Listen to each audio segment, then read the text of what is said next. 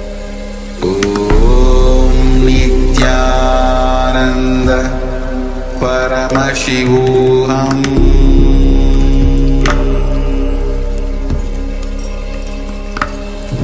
Om Nithyananda Paramashivoham.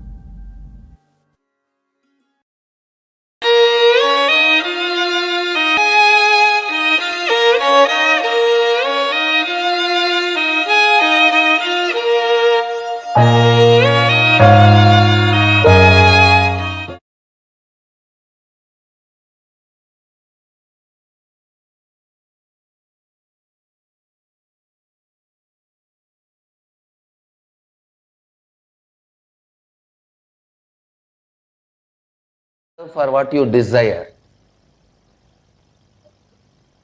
I don't even want to say you have to yearn what you desire. If you are deserved for what you desire, that's enough. It is showered on you. Means, for example, you desire for $1 million. You don't even need to yearn. If you deserve, if you are not going to destroy that $1 million, or using that $1 million, you are not going to destroy yourself. If you just deserve, you will see the cosmos showers on you. Sometime the moment $1 million comes, you will drink, and you may die in 10 days. Then naturally cosmos thinks, why should you be killed? Because cosmos loves you. Just not to kill you, he says, wait.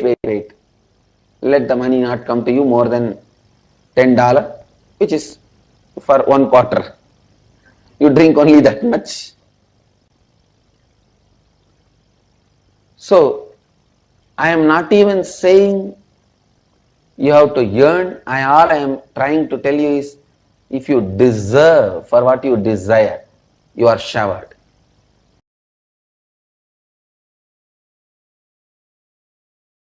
Listen, your will can never be against the will of the cosmos. Your will can never be against the will of the planets. Your will can never be against the will of the universe.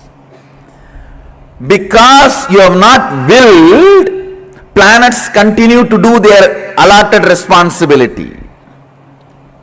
If you will, they always come to you. Listen, in 3 ways they come to you. If you are praying, they come to you as God. If you are declaring, they come to you for negotiation table. If you are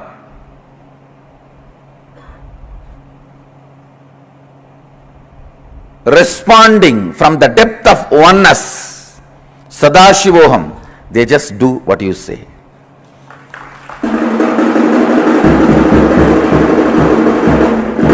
Understand, please understand the will which you have. See, all of you have will. That is why you are, even if you want, you can move your hand, you can close your eyes, you can turn your head. Whatever will you have to run your body and your mind, this will and the cosmic will which runs the sun, moon, planets, these two only quantitatively differ. Smaller, higher, that's all. They do not have quality difference.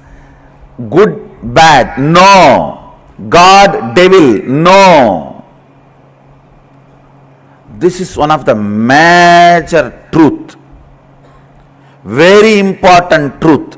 Sanatana Hindu Dharma teaches. I should tell you, Sanatana Hindu Dharma alone teaches.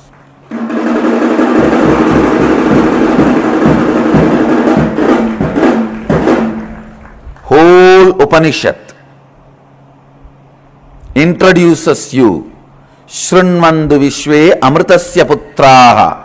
You are junior Putra, son of immortality.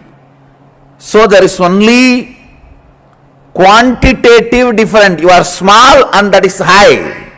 Amritasya, the state of Amritatva is bigger and you are smaller. You are Putra of that.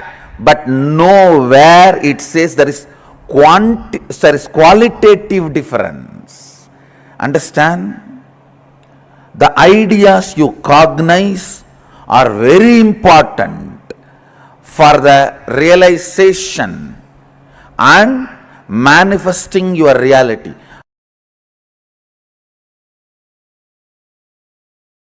Unfortunately, you know only one rest, that is which is falling into the unconsciousness, sleep, where you don't care about things, where your complete decision not to care about things becomes predominant. Please understand.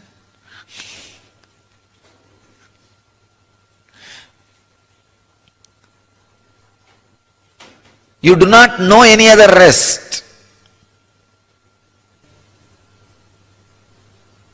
It's so pathetic. Human beings do not know any other state for resting other than sleep. That is why always, if you want to take rest, you want to throw away things. You strongly believe irresponsibility and non-attending or disowning is the only way for rest. No.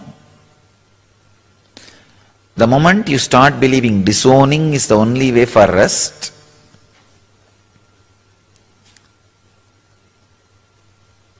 non-attending is the only way for rest,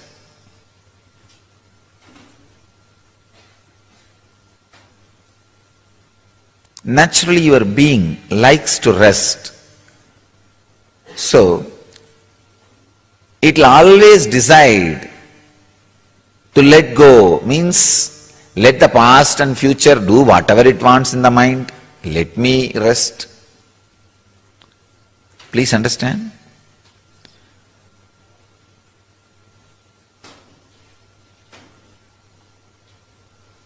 Awareness, trying to live in the present, looks like a load on you because of your belief system. Why you don't want to live in the present?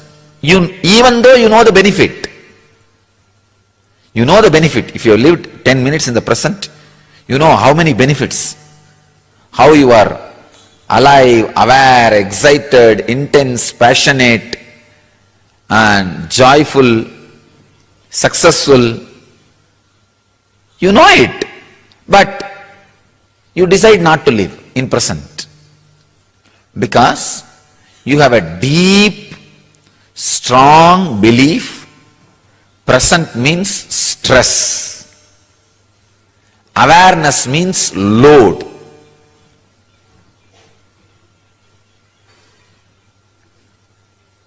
Till you remind your biomemory strongly, awareness means restfulness. Being in the present means deep relaxation. Till you remind your biomemory, make your biomemory understand, awareness means restfulness. Being in the present means utter relaxation.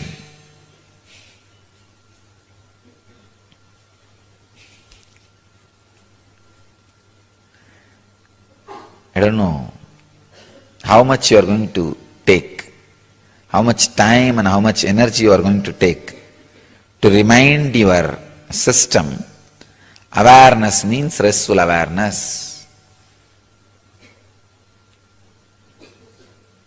Being in the present means deeply relaxed.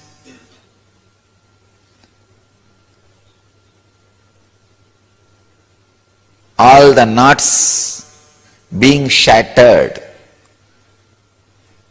That understanding, that clarity is a basic necessity for you to consciously decide to get enlightened, to live in the present moment. The problem is not just your intellectual understanding level. See, there are some problems which can be cleared just by the intellectual understanding. But the problem related to laziness, this is the deepest layer of laziness, the subtlest printout which you carry in your mind, blueprint which you carry in your mind about the past, present, future. This is one of the most dangerous blueprint you carry. Please understand, most dangerous blueprint means living in the present is stress, just being pushed and pulled by the past and future is relaxation. I can define the meaning of ignorance. Ignorance means believing, floating in the past and future is relaxation.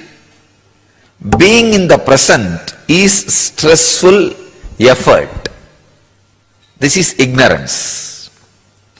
Again and again and again reminding your muscle memory, being in the present is the relaxation and restfulness. Being in the present is the restful awareness. Entering into the past or the future is the action, doing, stressfulness.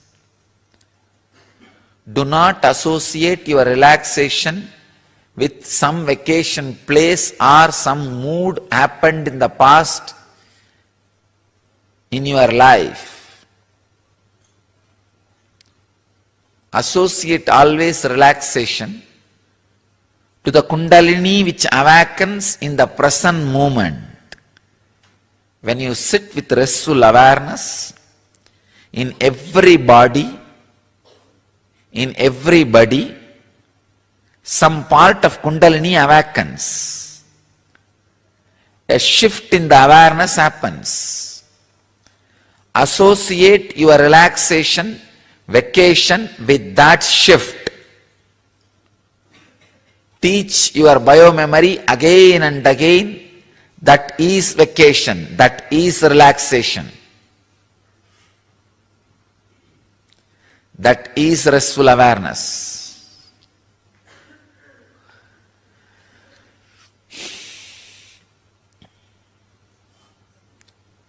I can say this is sadhana. That is ignorance, this is sadhana.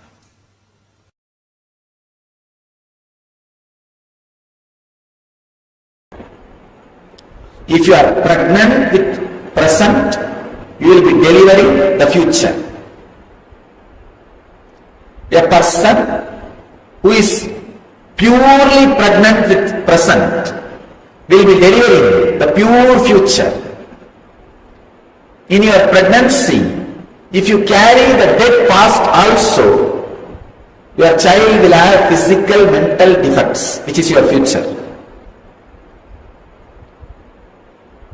In your pregnancy, if you carry the pure present, you will deliver beautiful future.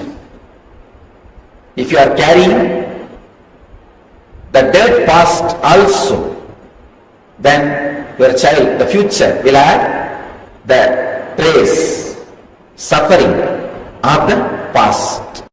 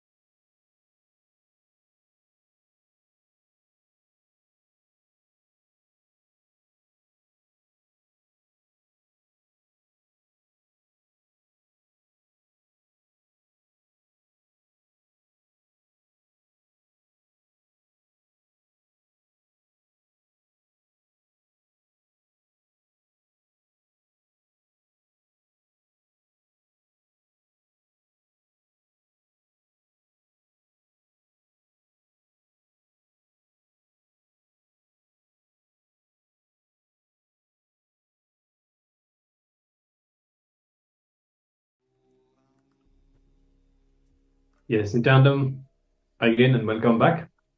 So just now, how to rewrite our future is what Swamiji has explained to all of us. And the key is really, always to clear your inner space from all the incompletion.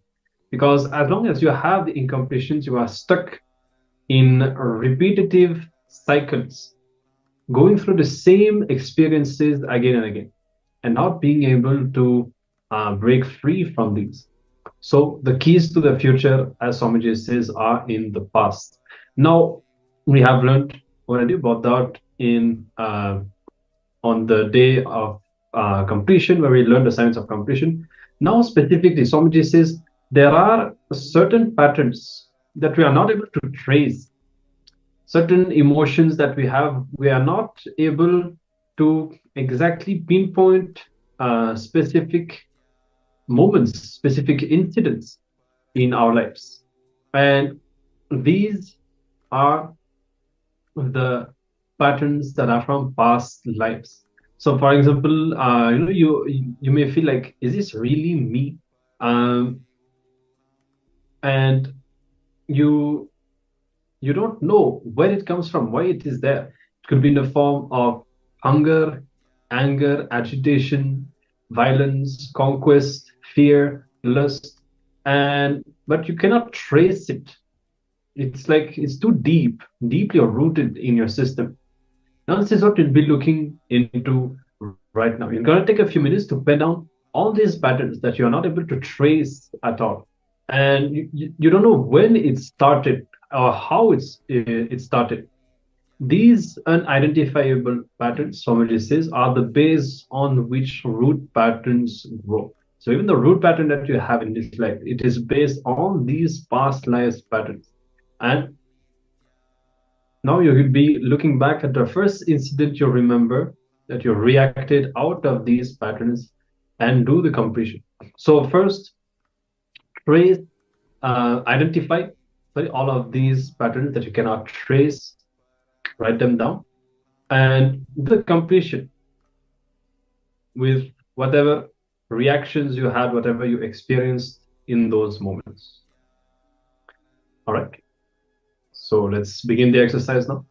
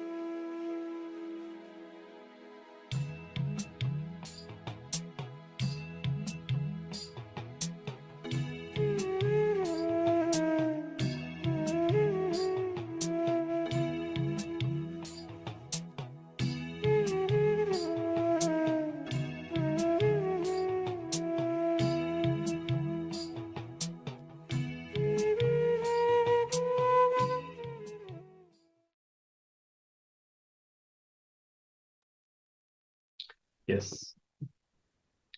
So I hope that you have completed the exercise, and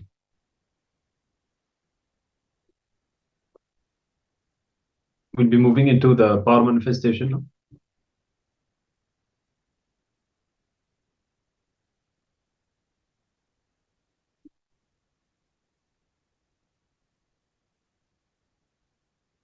Well, don't worry if you feel that you missed some of the steps. It's more like a preparation. Everything we are doing now is more like a preparation for the past life regression process, which will most likely happen after the darshan. So we have a few more sessions in line to prepare ourselves to learn. And even with this power manifestation, we'll be intensifying our space for these powerful processes. So no issue, nothing to worry about. Now, let's get ready for the power manifestation. So we invite all the participants to tie the blindfold. And we'll be manifesting the power of third eye reading once more. Remember, as Swamiji said, man plus a third eye is God. So the more you use your third eye, your identity as Paramashiva is becoming stronger in you, overpowering all the other identities, all the patterns that you have. So let's participate authentically, intensely in this power manifestation. We'll give a few more moments. If you haven't tied the blindfold, do it now. And for those who are ready, start chanting the Mahavakya and connect with Swamiji in your inner space. Create an intense space of oneness. And let Swamiji manifest the power through you and reveal the image. Decide to have a breakthrough this time and see very precisely. Whenever you see some details, surrender once again and involve with those details. Decide to see with more precision, with more intense involvement. All right.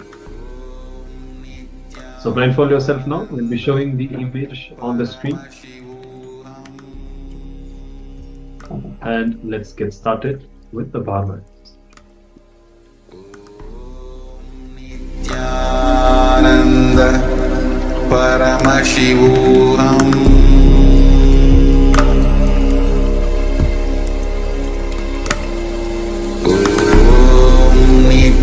Nithyananda Paramashivoham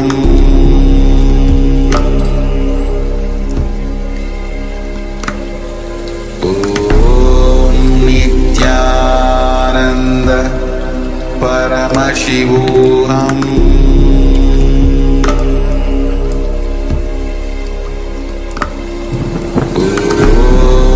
Nithyananda Paramashivoham Nithyananda Paramashivoham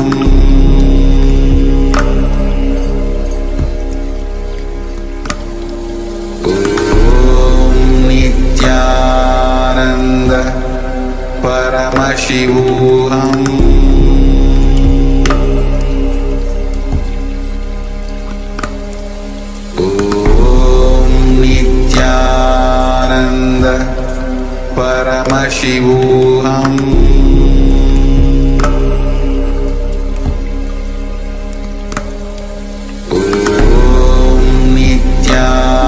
Nithyananda Paramashivoham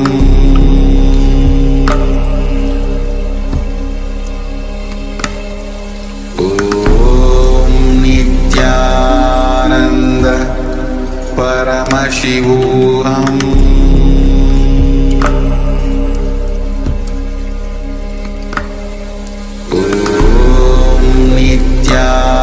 Nithyananda Paramashivoham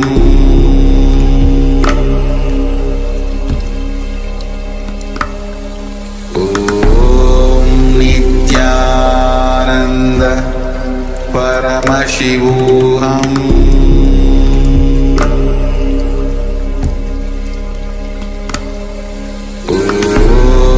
Nithyananda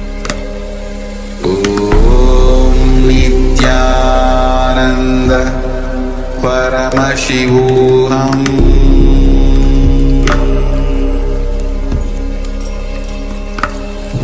Om Nithyananda Paramashivoham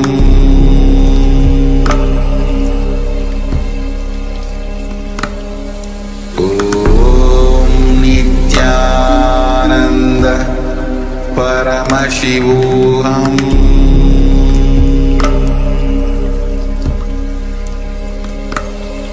Om Nithyananda Paramashivoham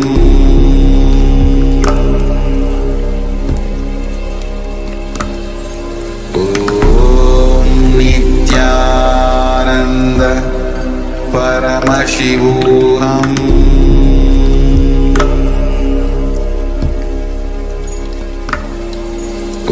Om Nithyananda Paramashivoham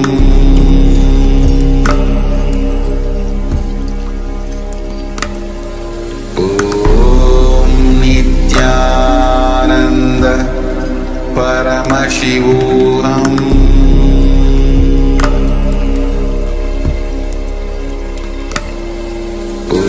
Om Nithyananda Paramashivoham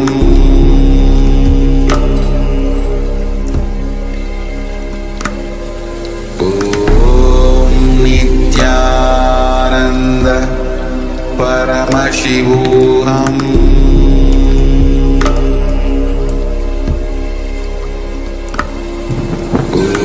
Om Nithyananda Paramashivoham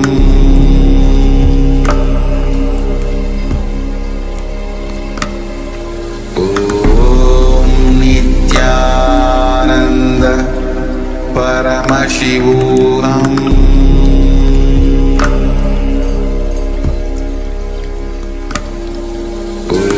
Om Nithyananda Paramashivoham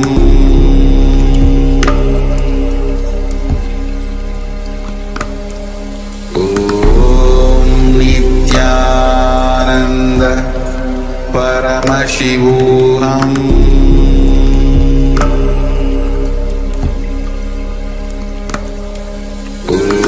Om Nithyananda Paramashivoham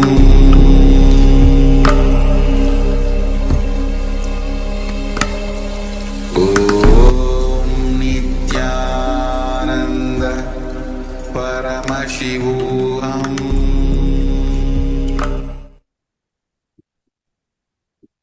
Yes, you can remove the blindfold and start to share whatever the third eye has shown you. Even things that you just felt, and sometimes you just feel like you know what is there on the image. So however, in whichever form it came to you, just acknowledge that as a revelation from Paramashiva and share in the Zoom chat. We'll give a few moments for everyone.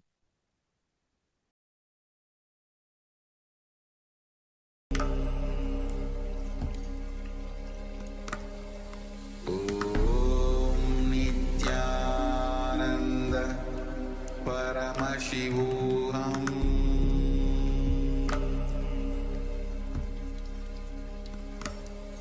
Om Nithyananda Paramashivoham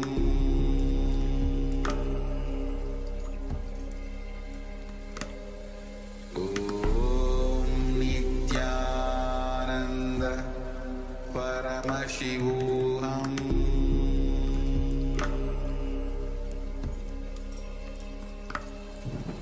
Om Nithyananda Paramashivoham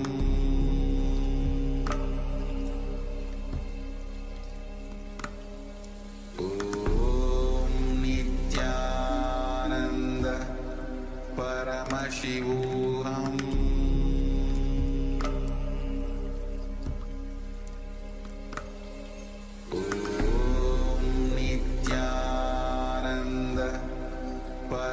Paramashivoham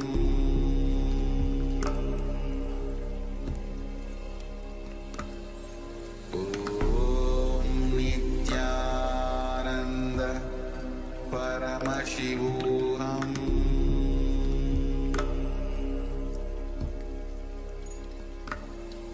Om Nithyananda Paramashivoham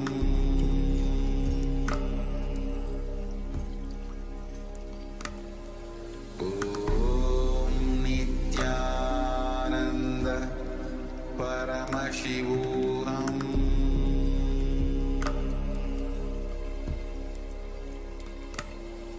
Om Nithyananda.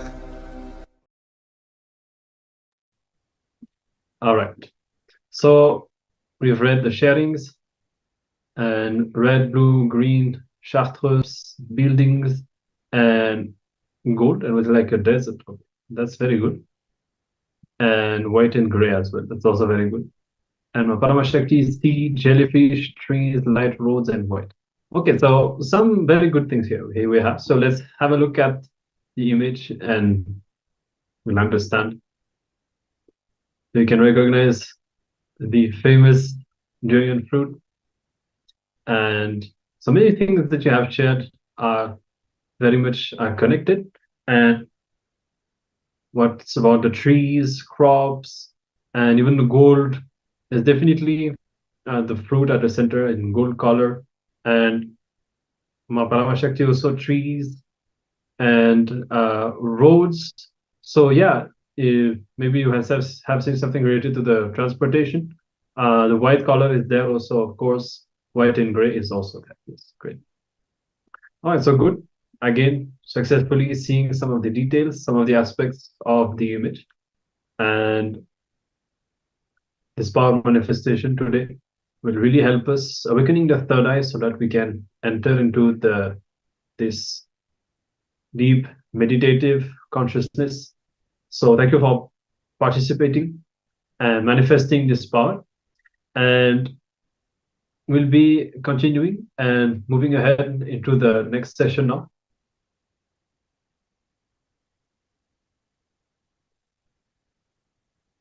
And yes, so now we are going to learn how anything is possible.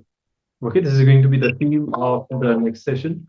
How everything, anything is possible. Essentially, there is no limitation other than our own beliefs. We would have already learned this even on the first day on Science of Kalpataru and in many other sessions as well. You manifest what you believe. So if you are essentially convinced that something is not possible, you make it as impossible. But if you yourself are really convinced that something is possible, it will be possible. You can relate with the Hindu history, for example, how people even stop the sun and, manifesting so many extraordinary things. You can travel to dimensions. You can remember all of the stories about the powers and extraordinary experiences that have been manifested. So there's really nothing impossible. It's just working on our cognition, our inner space. So let's enter into this next session now. We'll be receiving these sacred truths from Supreme Pontiff of Hinduism, from Swamiji. And then we'll be taking a bit of time, as usual, in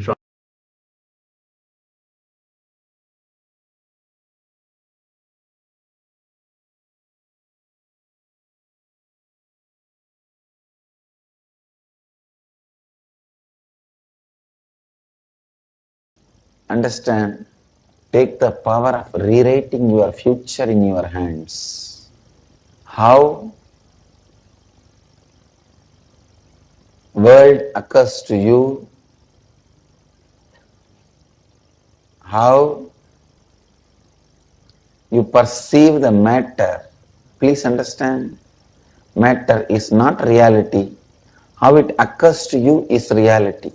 The good news is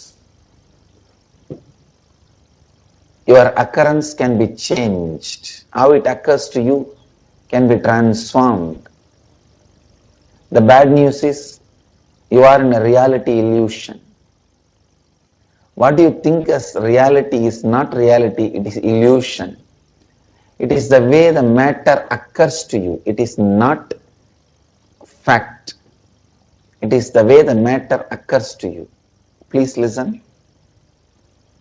Your reality is the way matter occurs to you. Transforming, rewriting the world the way the world occurs to you. Rewriting the way the world occurs to you. Transforming the way the world occurs to you is what I call rewriting the future. When you complete with yourself and complete with others, the way the world occurs to you becomes different. When your root patterns loses power over your thinking, please listen, even if you discover your root pattern, you know whenever your default thinking starts, it is because of my root pattern, I will not encourage this thinking. Even that is a great liberation for you. Once the root pattern completely disappears, that liberation is next. Even remembering, whenever your root patterns guide your thinking, saying, I am not being driven by the petrol car, I am being driven by the bullock cart. I am not being driven by I am not being flied by the pilot who knows flying. I am being flied by some fellow who is in the workshop. You will know the difference.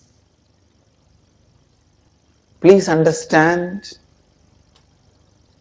rewriting your future.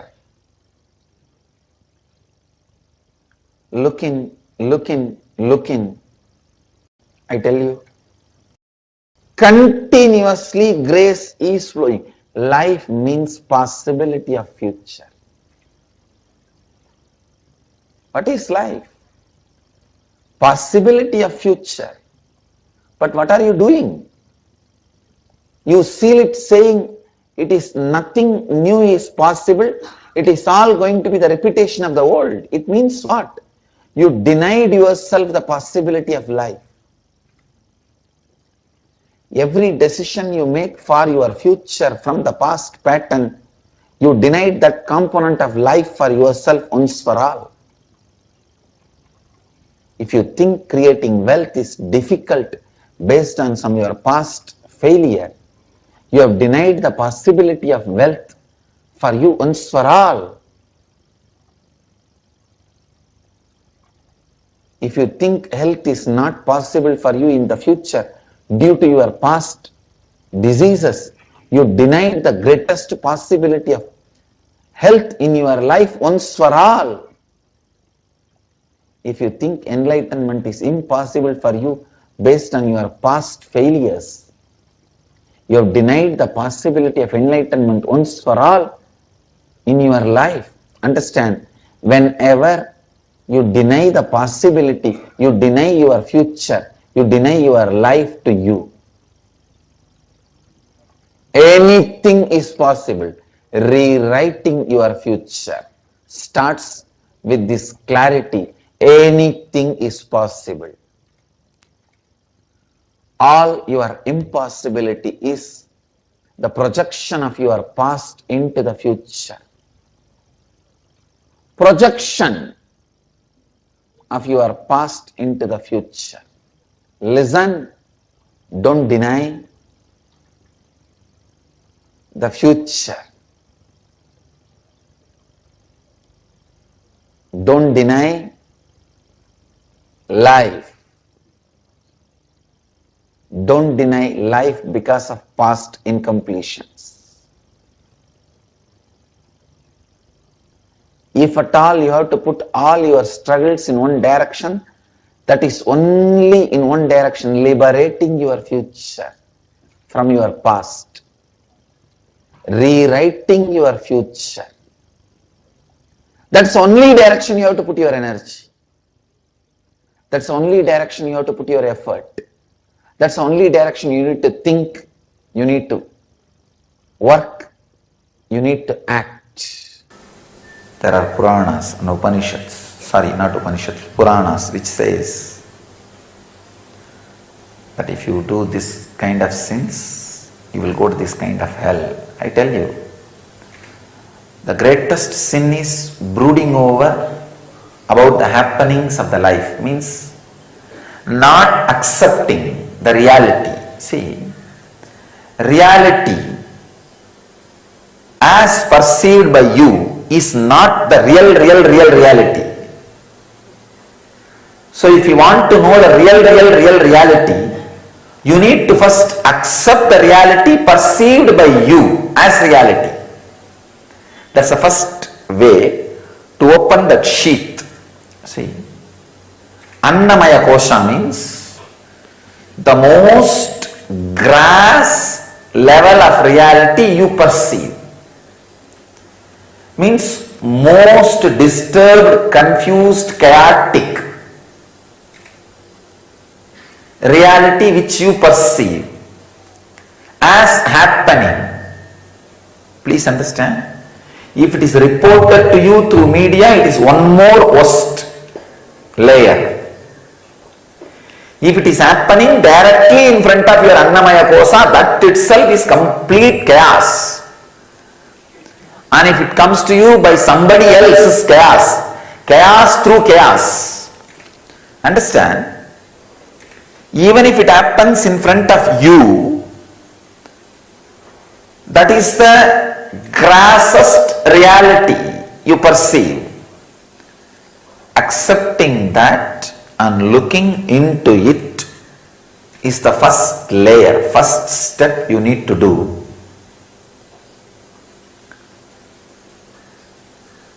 To experience the reality, the ultimate reality. Have patience, the tremendous patience to look into it. First, accept, then have patience to look in. Don't react. Reaction is not going to help you. Accepting and looking in. Looking in with deep patience. Reality will be realized as reality only by the deep acceptance and restful awareness. Your agitated mind, the angry mind,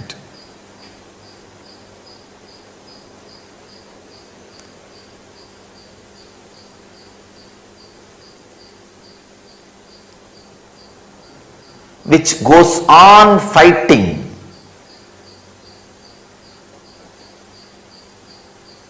with the reality presented to you. Please understand, the reality presented to you is surely not reality, but you fighting with it is not going to make you experience the reality.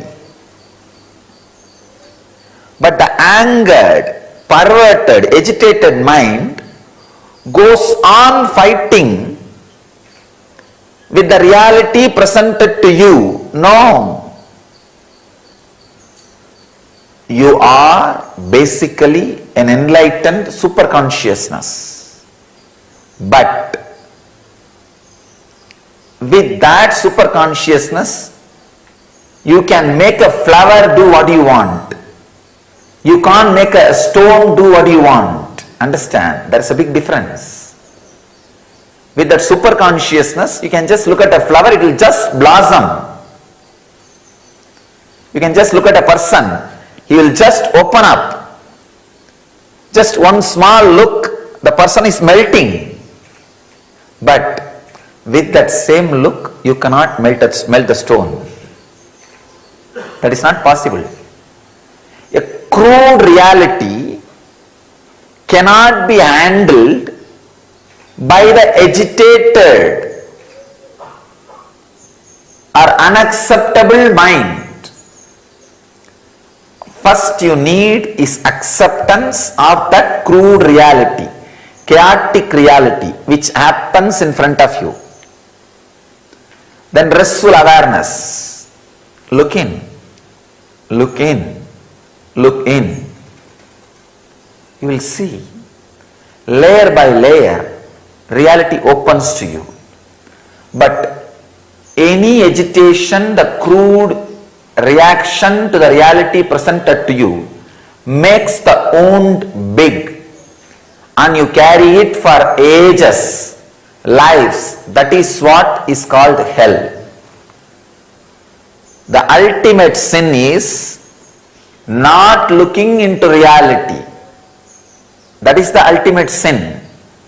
That is why you carry the wounds deeply. Please understand.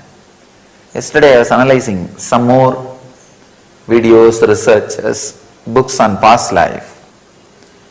Please understand, I am not supporting the caste system as it is available now or as we understand now. Of course, there were some misunderstandings happened, no doubt. But I tell you, some of the few things you need to understand. First thing, this is the system with minimum flaws. If you see the other civilizations, it is not that they did not have caste system. Every civilization has caste system, but their caste system is dependent on economical strength. But our caste system was dependent on the intelligence, the intellectual strength, the teachers and the people who do R&D. They were kept as the highest ladder, so that the constant amendment is possible. Please understand. Just because few mistakes have happened, you should not abuse the whole system. We should understand where mistake happened, why mistake happened, and use all the right things from that system. There are many right things. And another one thing, we go on talking that the basic theory of the caste system is human beings are not equal. Please understand, it is not theory. It was created in a very solid, clear, practical base, based on reality, actuality. Look into it. The other day somebody was asking, Swamiji, is the sex right or wrong? I told him, I am not ready to answer. I am saying this is what is there. It is reality, actuality. Every man or woman has the emotions, feelings, experiences, engrams, expressions related to sex. What can we do about it further? Let us analyze. You can't say whether it is right or wrong. Branding is not going to solve. Judging is not going to solve. It is there. It is reality. How can you work about it? If you are interested in expressing it, sharing it with other person, there is a way of life. Science, the end training, the training for it. Then entertainment in it. Then enlightenment through it. If you are interested, no, I am not interested in living with other person, I am a guy who want to live aloof, I am that kind of person. Then again, there is a science for you, training. And there is a way to entertain yourself, with yourself, in the extraordinary joy of meditation.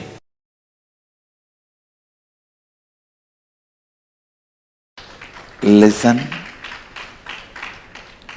Go on deciding. Go on deciding for life. And know when you need to change, even your change will automatically happen when you decide for life. For example, if you decide for wealth, thinking that is life, after some time you will realize much more than wealth, there is something in you which is more important for life. You will start deciding for that. That may be health. And after some time, you will realize more than health, something more important exists in you, that is life, that is enlightenment. So ultimately, if you go on deciding for life, you will decide for living Advaita.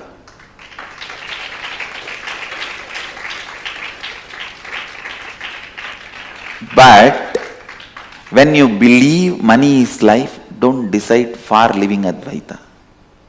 Then you will be hypocritical.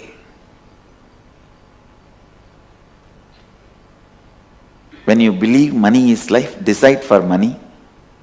When you realize health is life, decide for health. When you realize enlightenment is life, decide for enlightenment. When you realize everything is life, decide for everything. You will have energy to have everything. Money, health, enlightenment, everything.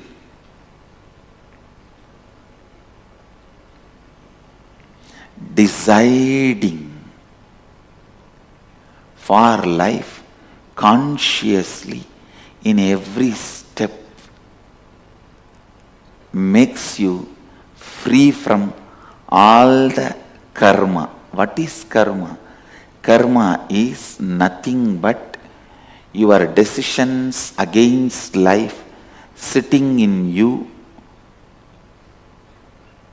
and harassing you, putting you in incompletion.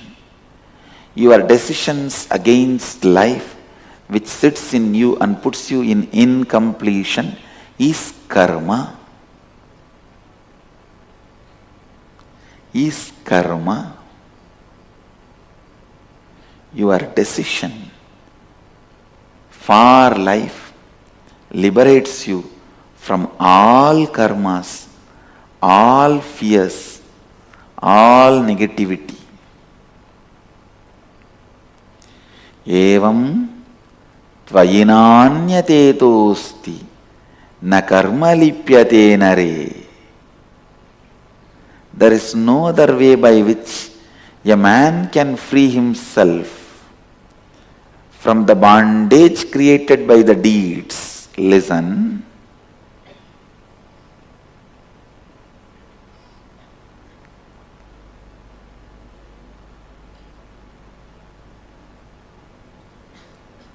How much ever you hear all these things, you need to sit and internalize. That is why again and again I insist, come here, experience inner awakening.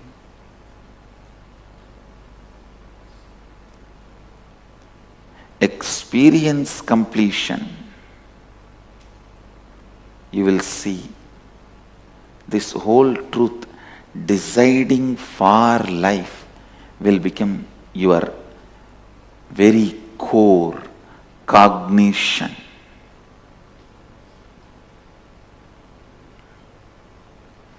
Kuruvan neveha karmani jijivishechadagun samaha evam tvayinanyate tosti na karma lipyate nare. Understand? There is no other way by which a man can free himself from the bondage created by the deeds. This is the only way you can free yourself from all your past karma. Now decide for life, work for life. I tell you. People ask me, Swamiji, in the past I have done a lot of violence. I have eaten all the animals. I have killed so many animals. I have harassed so many people. How can I get rid of the karma? The only way, Upanishad says, decide for life. Enriching is the greatest decision for life you will take. When you enrich somebody with wealth, your karma, your decision against wealth, your karma related wealth will go away. You will be free. When you enrich somebody with food, your karma, your decision against food, that will go away. You will be free from it. When you enrich somebody with a spiritual knowledge and enlightenment, all your past karma, decisions against life, bondage created by all the past deeds, all the karma will go away. You will be free from all the karmas. You will become a Jivan Mukta. You will live Advaita.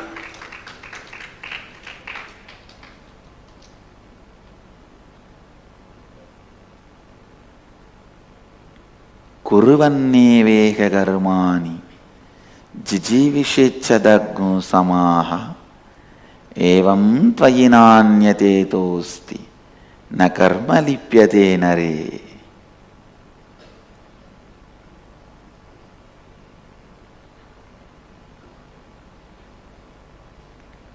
Na karma lipyate nare. Learning to decide for life. Learning to decide for life.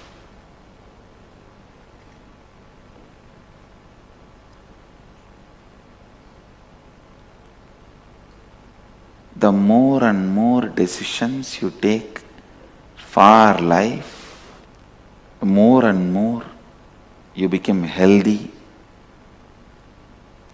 you become wealthy, you become awakened, you become enlightened, you become being, living Advaita. I can say this is the essence of Hinduism, Vedic tradition. This is the essence of Vedic tradition. Decide for life. And when you decide Dharma is your life, when you feel Dharma is your life, decide for it. If you feel Artha is your life, decide for it. If you feel Kama is your life, decide for it.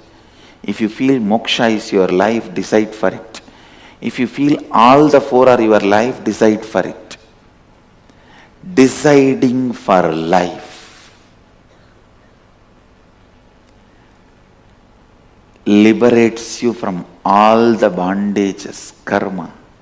I tell you, every problem you face is your decision taken in the past. Every obstacle you face in your life is your decision you took in the past, knowingly or unknowingly.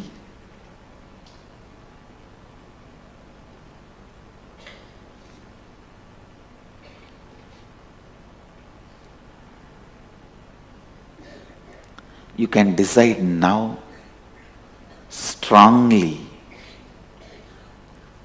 for life. You will see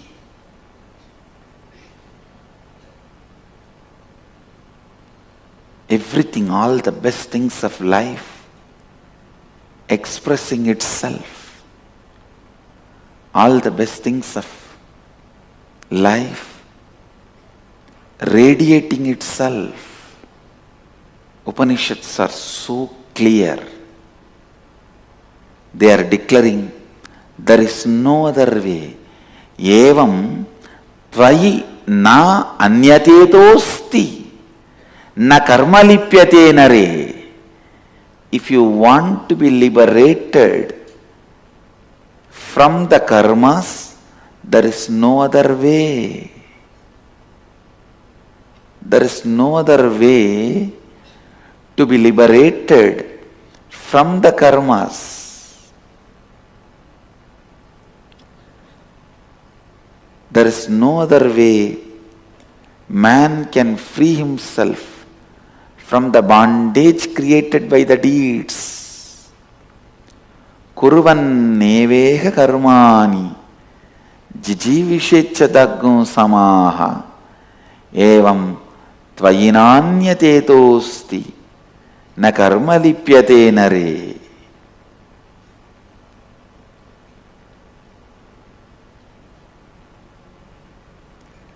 There is no other way by which a man can free himself from the bondage created by the deeds. Understand, if your decisions and actions have created certain bondage, only by deciding for life and acting, you will be free from those bondages. One more thing you need to know, even a laziness is an action by you out of your decision against life. So when you decide for life, the laziness, tiredness, boredom, hatred, anger, everything will melt down. Everything will be cleared. So, decide, listen, decide for life. Decide for life. Decide for life. Nirvanic layer.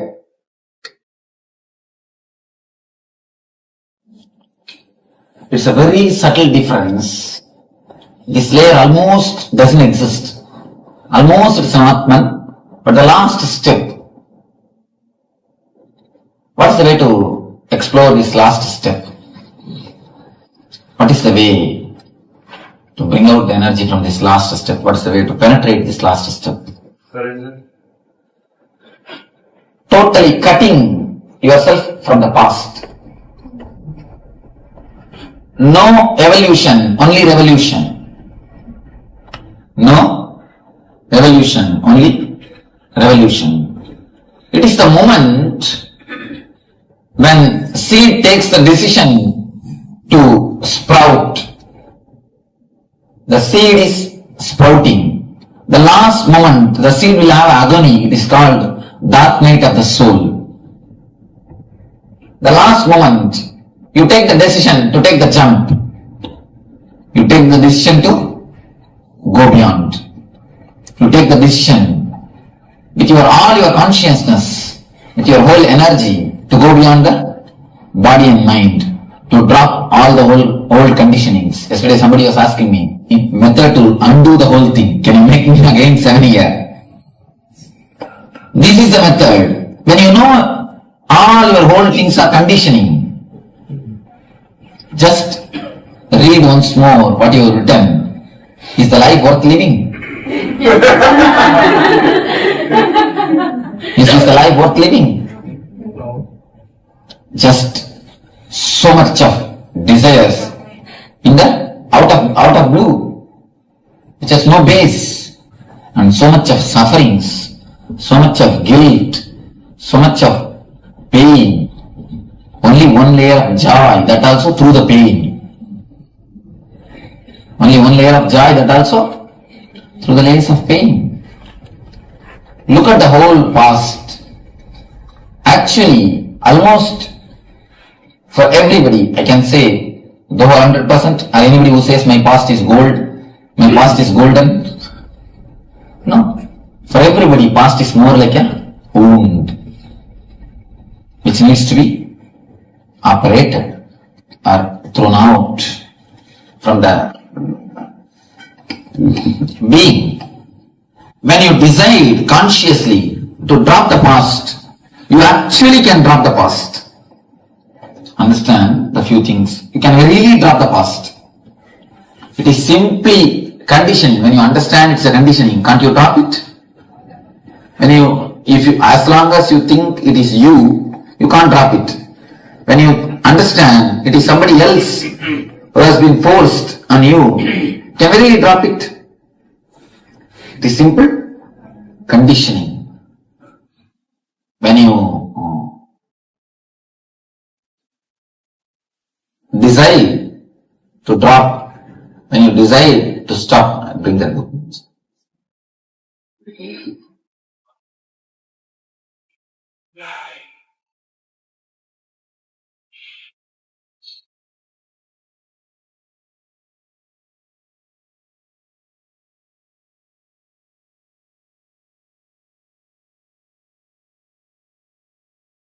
You can simply drop.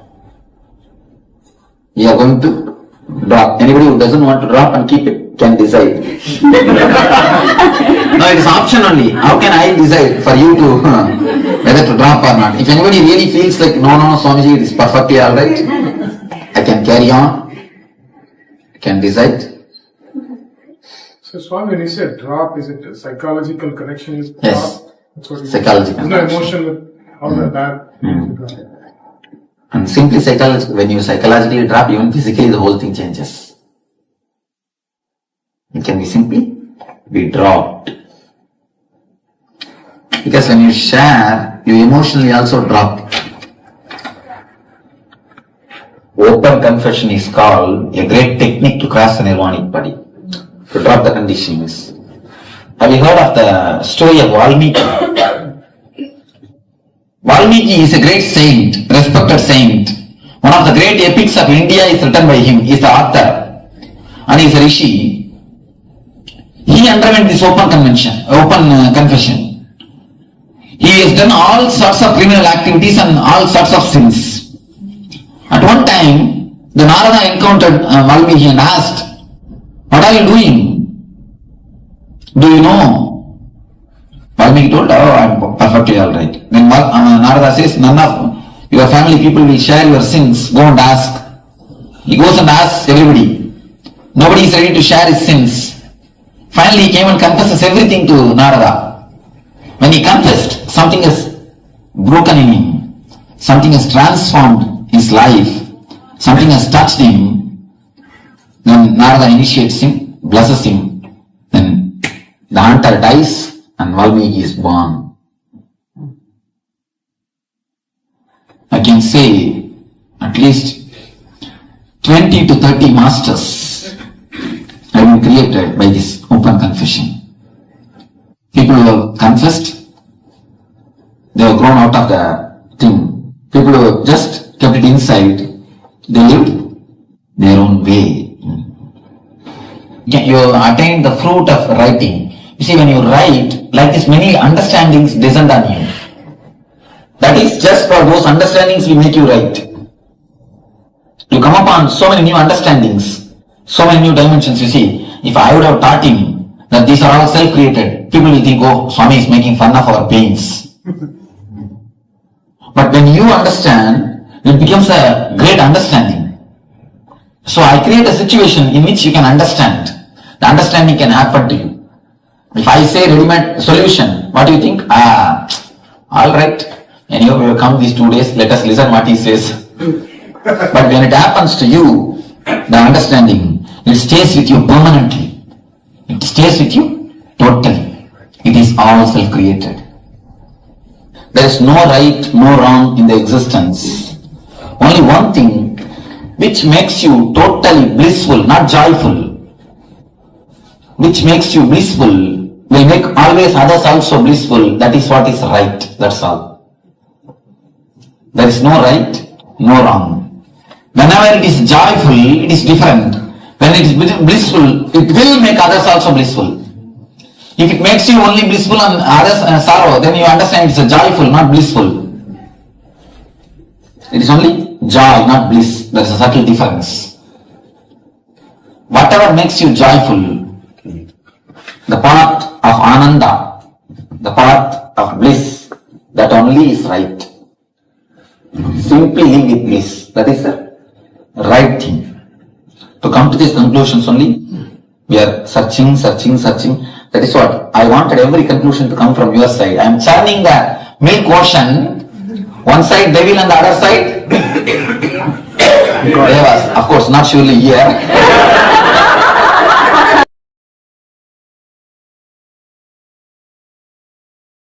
I decided to spend with the right people and right team. Sat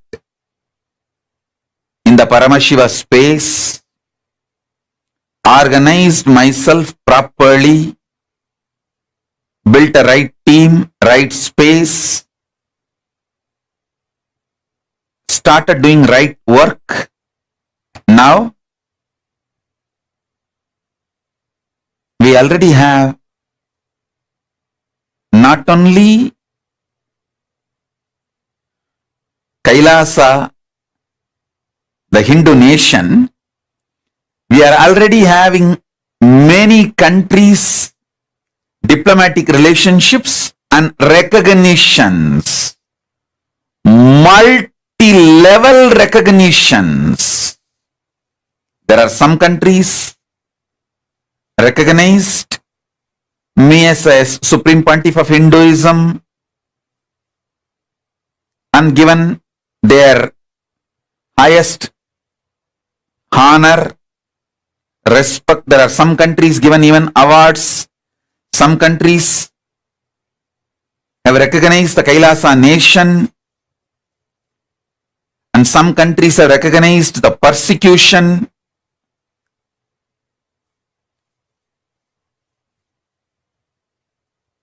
Many of the international global bodies, including United Nations,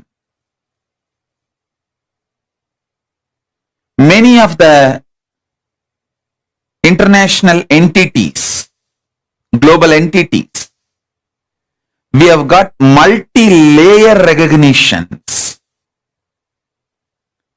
The secret is only one. Listen.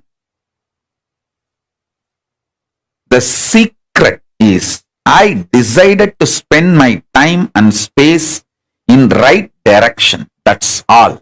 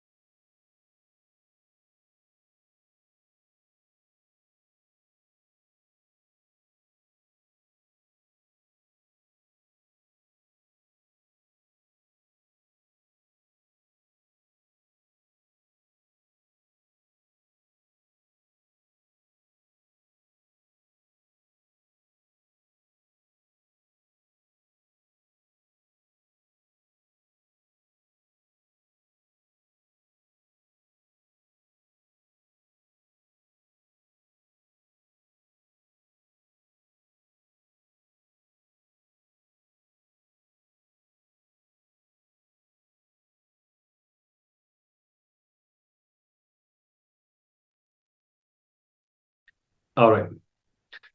Anything is possible. So yes, what Swamiji really means here is that any amount of change, any amount of transformation is possible. Even people who have committed crimes, who are thieves, like in Valmiki, they became such great enlightened beings. So whatever we may have done, whoever we may feel that we are, the highest possibility for transformation is there even for us. And all we need to do is to give up the old way of functioning, the old conditioning, the old identity. And we can enter into a space where we are completely new. There's no trace of that person anymore. So somebody says we need to look in and understand why we wrote our story the way we have written it. Our life, why did we write it this way? Because whatever is happening to us right now, we have written it. It's something that all of us need to contemplate on. How any suffering or complication, difficulty that we face now, we decided for it at some point. Let's say that we may be struggling with money, not being able to have enough wealth. At some point in your life, you would have decided to manifest that. You would have chosen to enjoy poverty or the thought currents that lead to poverty. So whatever we face, we have created it. And now, as Swamiji was saying, we need to give up the conditioning, the old way of thinking in order to transform. Yes. For example, if you watch children's eyes, they will be clear and empty. This is why they are in bliss. As you grow up, your eyes become filled with knowledge. Then you may have sight, but not insight, because you see through your eyes that are already filled with opinions, judgments, and beliefs. Your sight is no longer innocent. It is filtered and clouded. You see through the filter of your beliefs and conditioned memories. There is nothing new to learn from what you see because it becomes a repetition of your past memories. The learning is missing. As Patanjali is saying, making decisions based on past impressions surely will lead to misunderstandings. So if you build your perception based on all those ideas that you accumulate over your lifetime, naturally, your eyes will not be clear. You will be always influenced by the past experiences. Being innocent is like functioning from your very consciousness. It is thoughtless awareness. Until then, you function from your mind. If you just sit and watch the source of every thought, every thought that rises in you, you will soon drop all the thoughts and go back to the thoughtless awareness that you had as a child. Thoughtless awareness is innocence. But this time, it will be innocence of maturity because you have gone through the process. Understand, many times when we see the enlightened masters, it seems like they are behaving like little children. In many incidences, they would almost seem childlike. It is because of the innocence that they carry in their eyes. They are in that thoughtless awareness, in that pure space without any judgment. Many times people feel that what they have done can never match Swamiji's law, whatever he is showering on them. And when they feel that they have done something wrong, they expect his eyes towards them to change. But the grace of the enlightened master is too much. He is Ashatosha, easily pleased. He's never touched by the disciples. So now let us actually enter into a small exercise.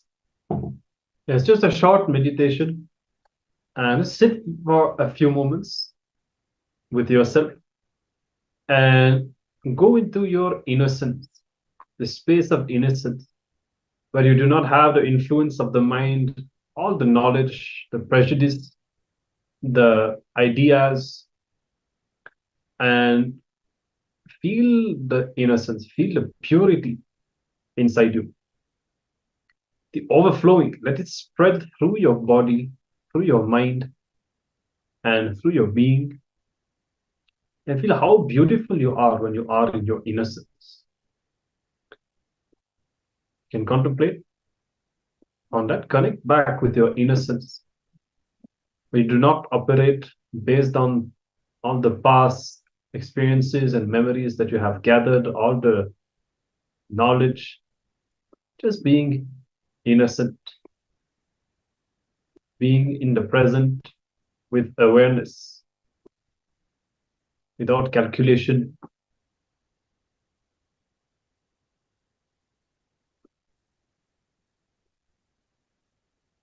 So let's enter into the meditation now.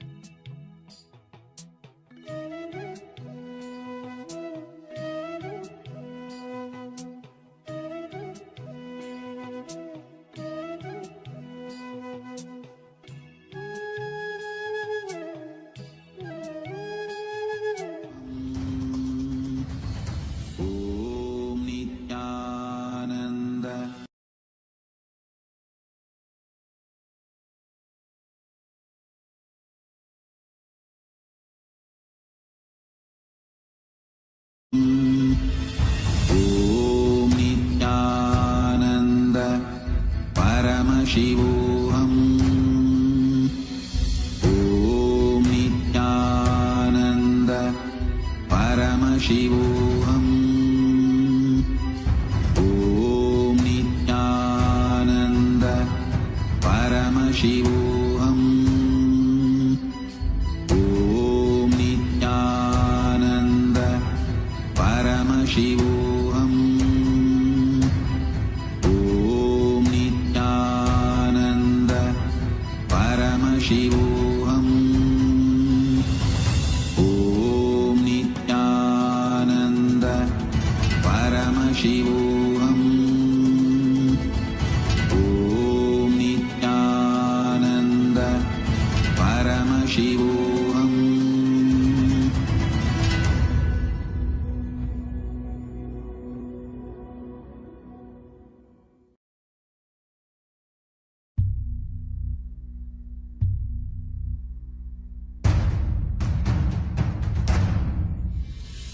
Sit as Paramashiva. Inhale and exhale deeply with 25 heads and 75 eyes and 50 hands. Visualize, meditate, connect with him. He is a living, alive being. Drop your form into his form and dissolve. Remember, you are a Sarupya Mukta, means your form is dissolved into his form. All my disciples, now I am initiating Salokya Mukti, Samipya Mukti, Sarupya Mukti, Sayujya Mukti. Om Nithyananda Paramashivoham. Om Nithyananda Paramashivoham. Om Nithyananda Paramashivoham. Om Nithyananda Paramashivoham. Om Nithyananda Paramashivoham. Om Nithyananda Paramashivoham. Om Nithyananda Paramashivoham. Om Nithyananda Paramashivoham. Om Nithyananda Paramashivoham. Om Nithyananda Paramashivoham. Om Nithyananda Paramashivoham. Om Nithyananda Paramashivoham. Om Nithyananda Paramashivoham. Om Nithyananda Paramashivoham. Om Nithyananda Paramashivoham. Om Nithyananda Paramashivoham. सर्वदी साक्षिभूतं भावातीतं त्रिगुणरहितं सद्गुरुं तं Namami. Nithyananda, everybody. We welcome each and every one of you on this auspicious day of celebrating the 48th birthday of the Supreme Pontiff of Hinduism, Bhagavan Sri Nithyananda Paramashivam. On this auspicious day, every one of us are celebrating the happening of the avatar, the Supreme Pontiff of Hinduism, who is the embodiment of Paramashiva himself on this planet Earth. And today, we'd like to share with each and every one of you about the grand celebrations and the revival of KAILASA, the establishment of the sovereign nation of KAILASA for the entire world. I'd now like to share with each and every one of you about Kailasa. The United States of Kailasa is the first nation for Hindus, and Kailasa has been established to preserve and protect the Sanatana Hindu civilizational nation. Kailasa, unlike any other modern nation, is actually similar to Vatican. Just like how Vatican exists for the Roman Catholics around the world, similarly, Kailasa exists for the 2 billion Hindus around the world. Kailasa serves as the central administering body for the 2 billion born and practicing Hindus around the world. In this regard, Kailasa has established various levels of diplomatic relations with various countries. Here we are looking at one of the recognitions that Kailasa has received from the Federation of St. Kitts and Nevis, recognizing Kailasa's juridical statehood and also recognizing the contributions of Kailasa to the entire world. And Kailasa has also established various levels of bilateral and diplomatic engagements. Here we are looking at one of the engagements with the state of African diaspora, which is the 6th region of the African Union. In terms of territory and boundary, Kailasa has its own sovereign territory. In fact, Kailasa has multiple sovereign territories around the world. And we are pleased to announce, as the Supreme Pontiff of Hinduism revealed, Kailasa's one of the sovereign locations in the Andean region, where Kailasa has a functioning government. We have our own courts, the Hindu courts. We have the Hindu banks. We have the indigenous reserve banks that are there as well, and the gurukuls and universities. There are multiple indigenous nations in the Andean region who have gifted and who have given sovereign territory to Kailasa, and this has also been ratified and recognized by their national governments as well. Kailasa also has established the United Ancient Nations, which is an intergovernmental body of Kailasa that is specifically created and established to protect the rights of the indigenous and the ancient nations that exist, to promote the rights and the sovereignty that is vested in every one of them. Kailasa has a fully functional government, and the foundational principles based on which Kailasa has established is Ahimsa and Advaita, which is non-violence and coexistence. In this regard, Kailasa has established a perfect structure with its own Hindu parliament and the entire cabinet as well. And the fundamental and the core values which govern Kailasa are basically preserving our ancient tradition, promoting religious freedom, fostering cultural heritage. And in this phase where there is so much of violence that is going on, Hindus have faced enormous amount of persecution. Over the last many centuries, the Hindus have been facing persecution. Kailasa and the Supreme Pontiff of Hinduism have also been subjected to tremendous persecution through this entire period.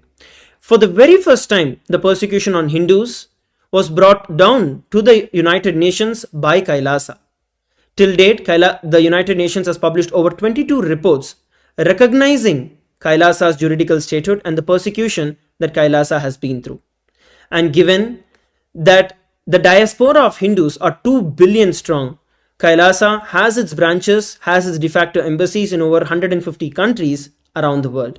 The Supreme Pontiff of Hinduism is the reviver of Kailasa, and the Supreme Pontiff of Hinduism has tirelessly worked and established Kailasa as a sovereign nation. Taking a step back into the historical background of Kailasa, the Supreme Pontiff of Hinduism has been coronated as the king of 21 ancient kingdoms. Here we are looking at the kingdom of Madurai, of which the Supreme Pontiff of Hinduism is the 293rd pontiff. We have the kingdom of Surangi, of which the Supreme Pontiff of Hinduism has been coronated as the 203rd emperor. We have the kingdom of Swargapuram and 18 such kingdoms. Kailasa is the continuity of all of these ancient kingdoms that are coming together. At one point in time, there were over 56 Hindu nations with over 200 kingdoms and 10,000 provinces. But due to the relentless attack and persecution, Kailasa lost all of it. And the entire Hindus lost all the sovereign territory that they held. Over 400 million Hindus were massacred, over 95 million Hindus were tortured, and 3.7 million Hindus who were forced to convert to other religions. Because of this, back in 2003 itself, the Supreme Pontiff of Hinduism took the entire kingdom to the North America and established KAILASA government in exile. As per the very Convention on Diplomatic and Consular Relations of the United Nations, KAILASA receives customary recognition as per their very constitution, article number 47.1.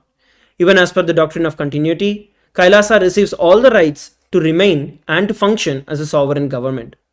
Till date, KAILASA has over 16,000 de facto embassies across 150 countries around the world, and over 50 cities around the world have declared this day, January 3rd, as SPH Nithyananda Day in recognition to the contributions of the Supreme Pontiff of Hinduism to the entire world. KAILASA is not in conflict with any nation. KAILASA is a complement to every nation. We actively represent at various international events, engagements, actively advocating for the rights of KAILASA and Hinduism. When we look at the global stage, sovereignty is a commodity.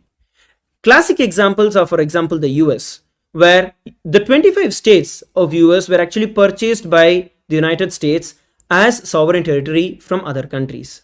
Similarly, KAILASA has purchased sovereign territories and also has been gifted sovereign territories by multiple countries around the world. KAILASA also has its own reserve bank, which is very similar to the Vatican Bank. KAILASA also provides e-citizenship. It is a unique initiative by the Supreme Pontiff of Hinduism through which we can cater to the 2 billion Hindu diaspora around the world. It is through the e-citizenship that the Hindus around the world can access all the various services of KAILASA.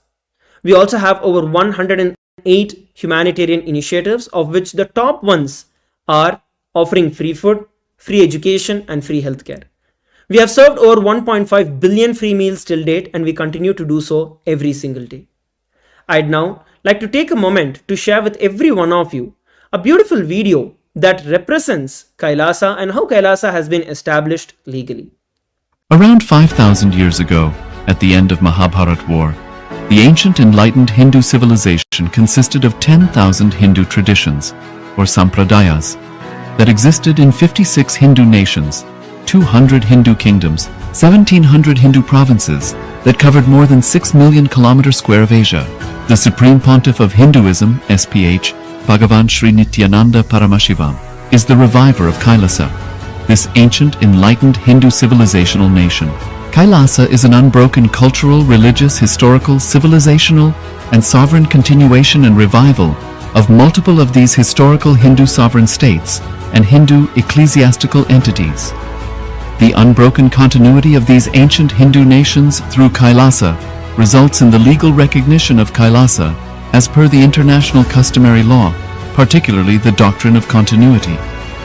The international law, the doctrine of continuity, implies that upheavals and revolutions within a country, changes in government, territorial adjustments, measures taken during military occupation, or other internal transformations do not negate the existence of the country, do not affect the legal personality and international obligations of the country or state. The Vienna Convention on Succession of States in Respective Treaties, 1978, addresses these principles of the doctrine of continuity as it outlines international law during situation of state succession or continuation. International law recognizes a state's legal personality by recognizing its identity. This perspective extends even during the period when the given state or country is annexed or occupied by a foreign power. Even in such cases, the legal personality of the state is considered to persist, enabling its subsequent re-establishment. Historical examples dating back to the 18th century include cases like Portugal and Genoa that were re-established after the Vienna Congress of 1815. More recent examples include countries such as Poland, Ethiopia, Czechoslovakia, Albania, and Austria that were re-established after World War II. Even when a nation is deprived of its territory, the nation continues to exist. Its sovereignty and international legal personality continues to persist. The Dalai Lama, as the spiritual and temporal leader of Tibet, exemplifies this principle. In 1959, the Dalai Lama was exiled and forced to flee. Despite the challenges faced, the Dalai Lama continues to advocate for the preservation of Tibetan culture and garners worldwide support for Tibetan autonomy on the global stage. Similarly, from 1309 to 1376, the Pope of Catholicism had been in exile in Avignon. Despite this, he was recognized as the head of state as well as head of the Church, and given full privileges of the position after their return to Rome. Even in 1861, much of the papal territories had been lost, leaving the Pope with no sovereign territory other than the papal residence and related buildings. Yet his temporal powers were still acknowledged. He was recognized as a head of state, and later, the Lateran Treaty of 1929 formally re-established papal sovereignty over the Vatican City. The Sovereign Order of Malta further exemplifies this principle, retaining international recognition as a sovereign entity despite the permanent loss of their territory upon Napoleon's invasion in June 1798. Despite such permanent loss of territory, the sovereignty and the international legal personality of the Sovereign Order of Malta continue to persist. Much later in 1894, the order settled in Rome and acquired two properties, the Magistral Palace and the Magistral Villa that received extraterritorial status. Today, the order maintains diplomatic relations with 112 countries, issues its own diplomatic passports, currency stamps and vehicle registration plates, and has been granted observer status in the United Nations. All these examples of state re-establishment illustrate the principle of continuity of states, as per international law, that a state's legal personality persists over time. A nation continues to exist even after a complete loss of territory. A far more striking example is of the oceanic countries, which are under the threat of their entire nation being drowned and submerged due to rising sea levels owing to global warming.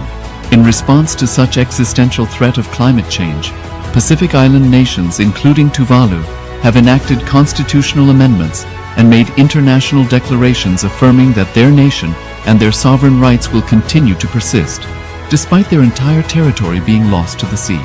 This proactive stance is highlighted in the Constitution of Tuvalu Act 2023 and the Pacific Islands Forum Declaration of 2021. The Supreme Pontiff of Hinduism, Bhagavan Sri Nithyananda Paramashivoham, through the line of succession is the present 203rd Emperor of the Hindu Sovereign Kingdom of Surangi Samrajya. He was crowned on the 31st of December 2004 at the age of 26.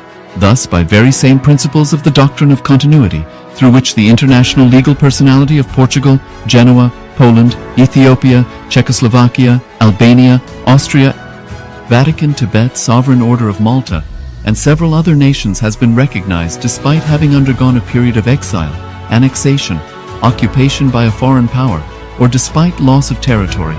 The SPH Nithyananda Paramashivoham, through well-established legal and historical facts about the Hindu sovereign state of the Surangi Samrajyam, derives all sovereign rights and powers of the royal lineage of the Surangi Samrajyam as its 203rd sovereign emperor from his inheritance and continuation of the unbroken succession of the kingdom of Surya Vamsa Surangi Samrajyam Sarvanapitha. Surya Vamsa Surangi Samrajyam, through unification with 20 other sovereign Hindu states and sovereign ecclesiastical, historical entities, became part of the United States of KAILASA, which thus became a sovereign independent juridical state, with the SPH Nithyananda Paramashivoham as the sovereign. Just as how the oceanic nations like Tuvalu have safeguarded their sovereignty from the existential threat of total submersion by amending their constitution and asserting that their sovereignty will persist regardless of the loss of their territory, KAILASA, which is a sovereign continuation of 21 sovereign Hindu states and sovereign ecclesiastical historical entities, is also reviving and continuing the Kumari Kandam Hindu nations that got submerged. As per the doctrine of continuity, these facts imply that the Kailasa's statehood is recognized by international law and manifests as a natural outcome of well-established historical legal facts. We saw a beautiful video about how Kailasa has been established legally as per the international conventions and the international law.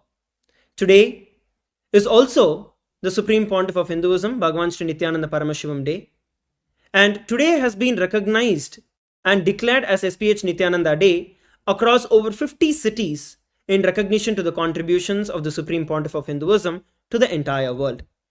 On this day, we also have distinguished delegates, we have VIPs, we have statesmen, we have dignitaries from over 150 countries who have joined us, various presidents, prime ministers, mayors, governors, advisors to the presidents. And today, We have also conferred the Om Award, which is the prestigious awards by KAILASA. And I'd like to once again welcome all the Om Award recipients. First, we have His Excellency Rodney Alfonso Cabrera Espinal, who is the President of the Tribunal of Abhyayala from the Republic of Peru, and he is conferred with Kailasa Mitra Award. Next, we have His Excellency George Clean Chaukcha Lopez, and he's the coordinator of the Association of Regional de Pueblos Indigenos de la Selva Central, the ARPI, and he has been awarded the Kailasa Mitra Award. Next with us, we have Honorable Suwaibo Toure, who is the Member of Parliament from the Republic of Gambia, and Honorable has also been awarded with the Kailasa Mitra Award. Next, we have with us Mr. Sargon Thomas, who is the chairperson of the Assyrian Culture Center of Melbourne, and we'd like to thank you for joining and conferred this distinguished award of the Kailasa Mitra. Next with us, we have Mr. Alassana Fofana, who is the Secretary General of the Gambia Traditional Healers Assembly. And Mr. Fofana has also been awarded the Kailasa Mitra Award. Next with us, we have Ms. Lakshmi Pillalamari, and Ms. Lakshmi Pillalamari has also been awarded the Kailasa Mitra Award for her long-lasting friendship along with Kailasa. Next, we have with us Mr. Arun Dutt, who is an entrepreneur and member of the Americans for Hindus from Los Angeles, United States.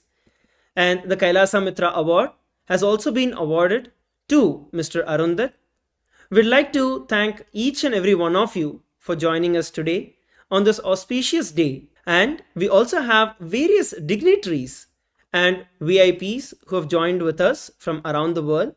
I'd like to take a few moments to welcome all the distinguished delegates and dignitaries who have joined with us.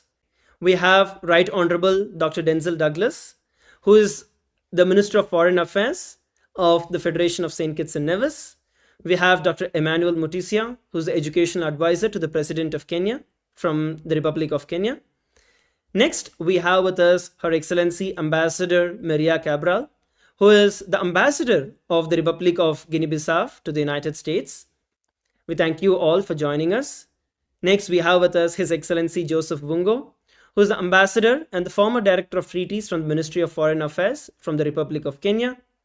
We have with us Honorable Dr. Juan Pahosia Argote, who is the Mayor of the Autonomous Municipal Government of Tiquipaya from Cochabamba, from Bolivia.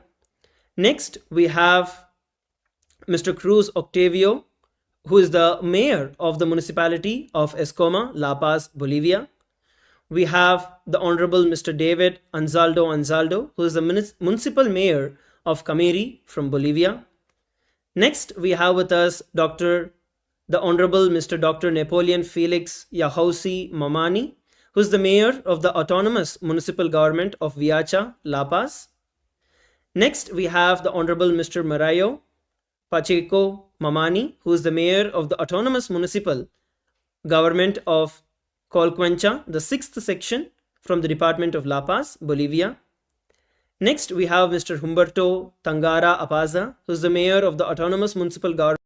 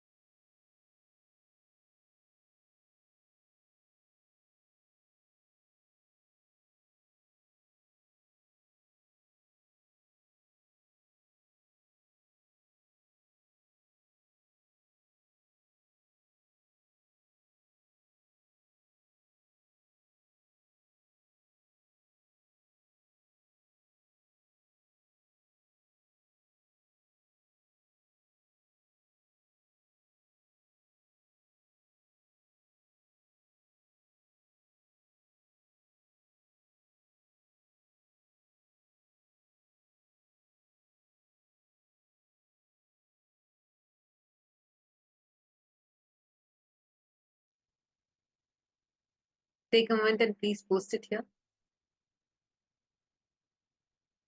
What Swamiji revealed yesterday, the science that Swamiji revealed yesterday, please understand that the important aspects we need to be aware about is how we are responsible for the way how Hinduism, the current situation of Hinduism is. Understand, today Hindus in Bangladesh are crying for help. Hindus are becoming homeless. Hindus are becoming stateless. Hindus are being persecuted. Very recently, we've been continuously hearing on the news, and we're seeing so many people around the world, global leaders talking about the Hindu Holocaust that is happening. But this is something that we are having for almost 2000 years. We have been subject to this persecution. We as Hindus, you've been generationally broken. You're like in your very psychological level, and you've been manipulated to believe how the whole today what all of us are understanding about is a very important aspect. How many of you here attended yesterday's session with Swamiji? Can I request you all to put yes in the chat? How many of you attended the session with Swamiji?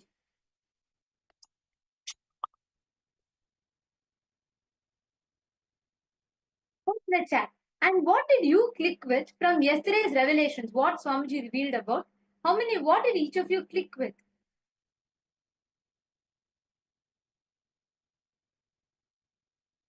Because what Swamiji spoke yesterday is very, very important. What Swamiji revealed yesterday is too important for us to understand, because when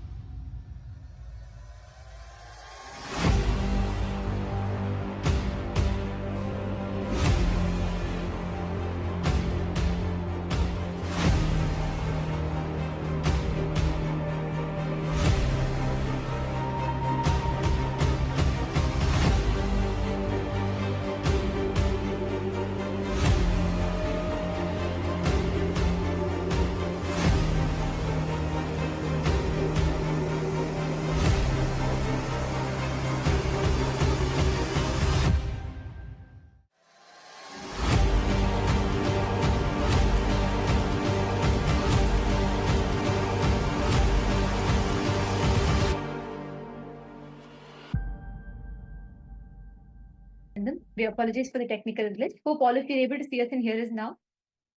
Yesterday, just in the session, what Swamiji revealed is a very, very fundamental, important cognition or truth for all of us to understand.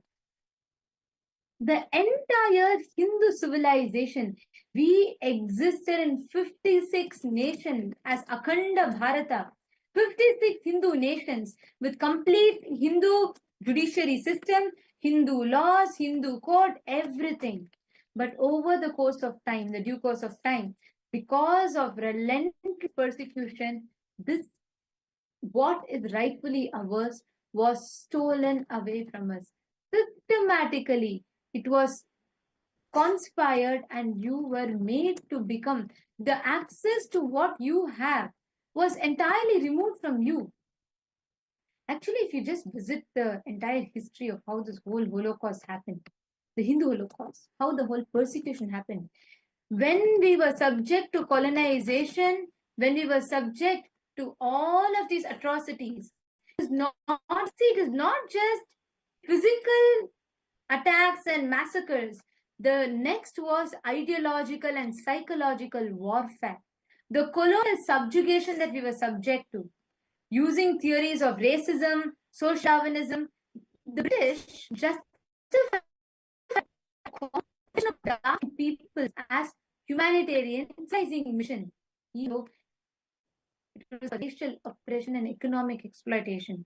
Actually, the very multiple things which establishes the facts of how sheer just because of using racial discrimination, how the effect, see, the Islamic invasion, the Mughal invasion was very powerful. It was like a very, it was a bloody conquest, means people were killed. It was a massacre.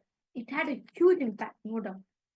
But even more than that, the blow that our Hindu nations got during the colonization of the British is a blow that to this day we are not able to wake up from. To this day, so many Hindus believe being fair-skinned is more beautiful. Exactly. See, it's not about fair is wrong, dark is right, no. But the concept, feeling low about how they are. Today, if a Hindu has to go to the office wearing Hindu attire, Hindu will feel shy.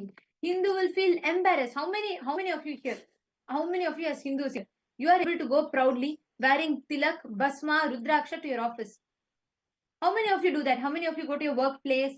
How many of you go to your public places and you're like if you have to go for any formal setting? How many of you can proudly wear? I'm not even expecting dhoti and gavatra, but rudraksha, tilak.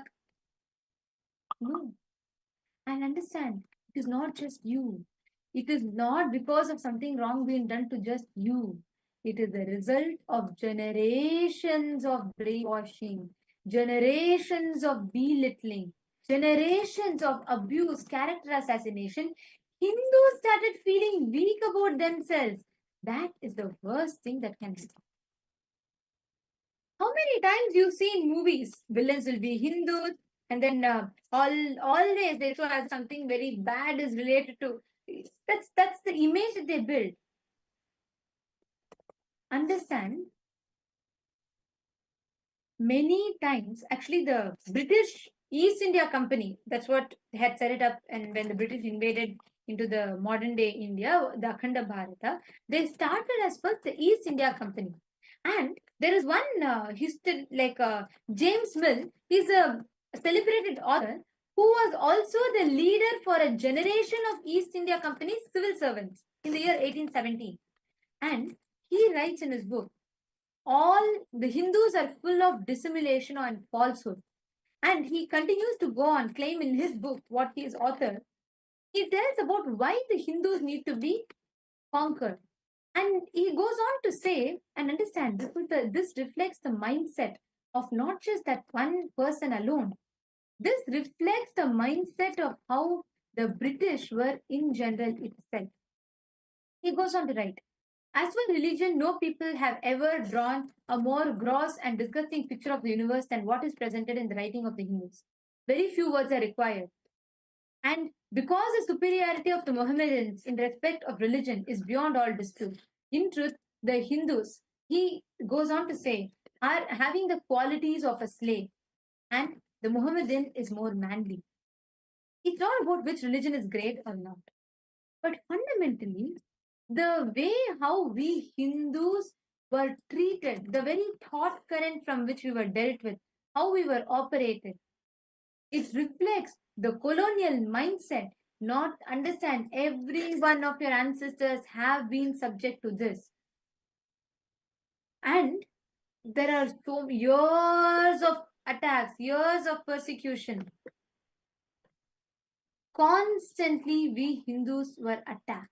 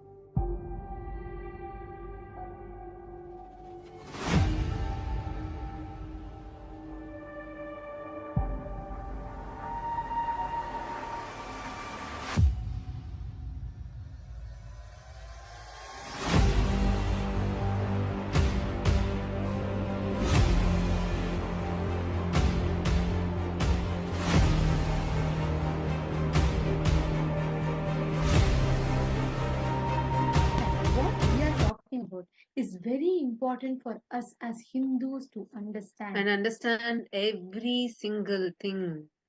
It is our ancestors. When we say ancestors, don't think somewhere in the past, dead past. No. Hey, they are just the previous 2, 3 generations. Your great great grandfather, grandmother, your own people. And just because now you are in a different country, or maybe you're originally itself born in a different country, coming from a different background, don't think you have never been through this. Unless you were a Hindu in your previous birth, you would never get to connect to Swamiji in this birth. And you cannot imagine the amount of torture that the Hindus were put through. See, understand, it was not one attack, one beat, and go back. No, they could not break us. It was over thousands of years, generations of attack, attack, attack. It is a result. You have been wronged. You not having your Hindu identity, proudly not being able to access. You should understand, actually, when the Goan Inquisition happened, and it happened for 2.5 centuries, the Goan Inquisition. And in the year 1578, Italian traveler and merchant Filippo Sassetti, he's a very detailed, he has one of the most detailed accounts of what happened in Goa in around 1578, in 1500s. He says, the fathers of the church forbade Hindus under terrible penalties the use of their own sacred books. Any Hindu, if they worship Hindu deities, would be attacked. In deities. Hindu's kingdom. Exactly. In Today, our kingdom. Today, the current present day Goa is majority converted.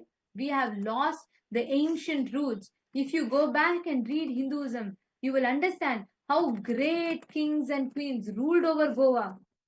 We had amazing people who ruled over Goa, whether it is Ambakka, whether it is so many great queens like them who have ruled over Goa and who established it. To this day, their forts remain as a witness, as a testimony for the history that we have had. But today, even the people living in Goa do not even know, understand. It was not you willfully, they were all converted. They were forced, they were left with no choice either to die or to convert. And in the temples were destroyed and the Hindus were abandoning the city in large numbers, and anyone who had to stay, who chose to stay back, had to convert. And constantly they were having the colonial subjugation, what we Hindus have been put through. Continuously persistent brainwashing and continuously attacking the identity, the inner image of the Hindus, and that's how they broke us. And here, if you all see, some of the most horrific things that was happening to us. See, with Mughals, like I said, it was brutal, but with British, it was cunning. They very systematically, strategically broke. The British Empire used all possible means to destroy Hindu civil and cultural institutions in order to delegitimize, demoralize the indigenous Hindus, so they would become slaves in their own homeland. We Hindus were slaves to the people who colonized us in our own homeland. They took various different steps. All Hindus were put as slaves, literally in the British, when they were ruling in the present day India, when they colonized that part, they had put, even in our own place, in our homeland, on the public places, it will be put, dogs and Indians not allowed. Is the way how we were oppressed. There were discriminatory laws to instill fears, feelings of racial inferiority. To this day, that's why you'll see, it's funny. If you read statistics a little bit, just fairness cream industry alone in Asia, majority in India and region, right? Region, just fairness cream in the entire beauty sector, fairness cream is an entirely separate industry in itself. That alone is worth a whopping 5,600 crore. Please understand, this is the result. If today, even today, where so-called, social media and so-called justice and free speech and everything is so prevalent, still, even today, fairness sector remains the largest in the beauty industry. And why? It is generations of brainwashing. Your ancestors, their ancestors, were constantly made to feel inferior about their color, racial inferiority, and engineered famines to starve the natives into submission. If people would not convert, they would be starved. Their water access will be blocked. Their food will be blocked. They would be starved. And our Hindu kingdoms were annexed to undermine the native rule.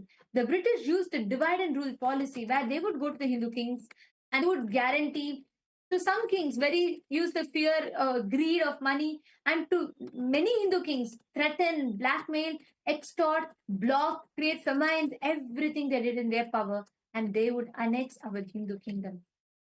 And the next is even more dangerous, even more cunning.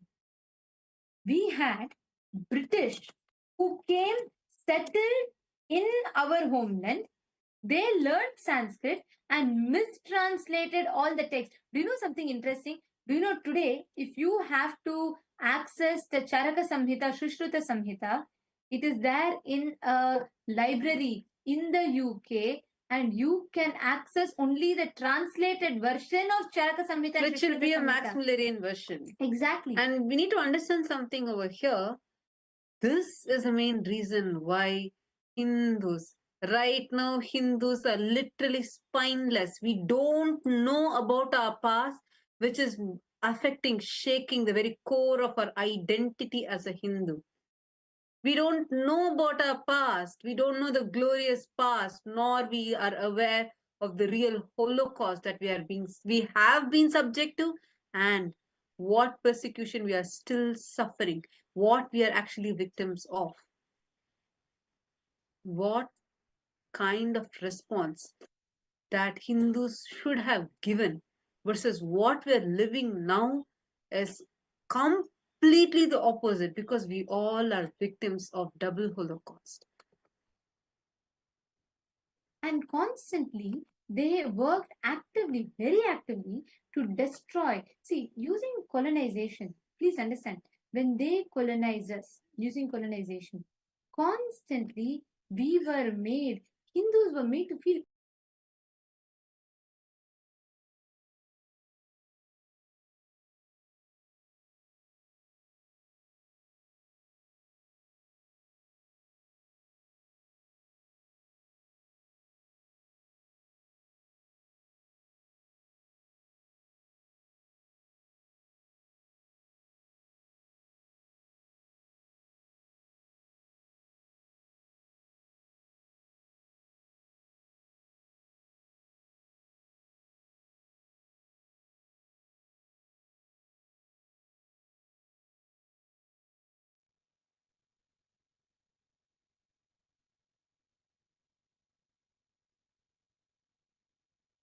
sorry for the technical glitch. Hope you're all able to hear us now. See, understand, during this entire year, around more than 2.5, 3 centuries, much more than 3 centuries, we were colonized by the British.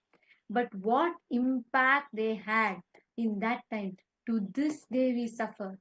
Actually, it is more of we are still holding on to that colonized mindset and the slavery mindset, especially because there is no one actually, see, other than Swamiji, who is there in the world to awaken you to your true Hindu identity. True.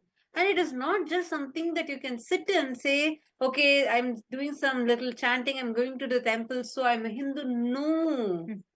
But unfortunately, Hinduism is confined to a few photos of few deities or some deities you are having in your puja altar and you worshipping them or sometimes remembering them. That's not what Hinduism is. Sanatana Hindu Dharma is a greater science of life. But unfortunately, you have been looted, swindled off from all these greatnesses that you have. You have as a birthright is to have what all our ancestors have worked hard for and sacrificed their very lives for. And it was not just in one direction, straightforward attack. In every aspect, we are continuously being targeted. Every aspect, continuously we were being attacked. Just one example, right? In the 1878, the Indian railway mechanics in Jabalpur in current day Bengal and Ajmer in Rajputana had become, and it was before even India was formed. It was in the ancient kingdoms, in those respective kingdoms. And they had become so proficient at maintaining locomotive trains, and they started designing and building their own models at a fraction of the cost of the imported British trains. And you know what the British did? In the British Parliament, they passed an act banning all the local produce of the trains to keep the economic dependency on the British. This is just one example. Like, what is the impact of it, you may think. But understand, in every aspect, we were made to depend on them. And when we would go back to them, we were abused, persecuted, and tortured. And it is because your ancestors were put through this for generations together. They were subject to this. Today, as a result of it, you as a Hindu have lost your confidence in the pride of being Hindu, or knowing, understanding the science of being Hindu, what it means to be a Hindu. One of the biggest destruction, even temples, when they destroyed, we could build them back. But when they attacked the education system, it was a blow that we were not able to stand up back from at all. Because when they attacked the Guru Shishya Parampara, which is the root of how the Hinduism flourishes, the root is Guru Shishya Parampara. Because even if they built and destroyed the temples, we would build them back. The Gurus and the Guru Shishya Parampara kept the Enlightenment science alive. That is why they targeted the Guru Shishya Sampradaya and attacked the Guru Shishya Sampradaya system. And another way how they attacked is where they had seizure and taxation and ruin of Hindu temples. And it was very strategically, all the temples, the Hindu temples, the money that comes to the temple, for the maintenance of the temple, everything was seized by the British. And in addition to all of that, they had all the British were continuously perpetrating that all the Hindus were illiterate and that education was restricted to high caste. But in their own surveys, it revealed that every village had at least one school. And all the records show Sudras and the so-called lower caste children constituted to 70 to 84% of students. You'll be shocked to know the very word caste was introduced by the British. We never had anything called caste system in Hinduism. Our Varnashrama Dharma was different, our Jati Varna was different, and caste is nothing to do with this. Jati, Varna were entirely different. Caste, we had not just 4 castes, we had numerous castes. Today also you will see Shaiva Velalar, you will see so many different castes. Iyengars, Iyyars, all of these are different castes. But the division never happened based on caste. The Varnashrama Dharma, the Kshatriya, Shudra, all of them is entirely different. That created a very stable fabric for the society. So please understand, we as Hindus, it becomes our duty and responsibility to be understanding the science and with that context, enriching yourself, enriching others to be part of this. So all the people that are joining the Paramashivoham, this is your context. This should be your context for you to experience. Every one of you that are here, if you have not yet joined the Paramashivoham, please make sure you're going ahead and signing up, being a part. Do not miss this, where you are going to experience literally what it means to experience, be part of it. Now, it is time for all of us to enter into the darshan. Let us all get ready. I request all the participants to please settle down, sit straight. Sit with your head, neck and spine in a straight line.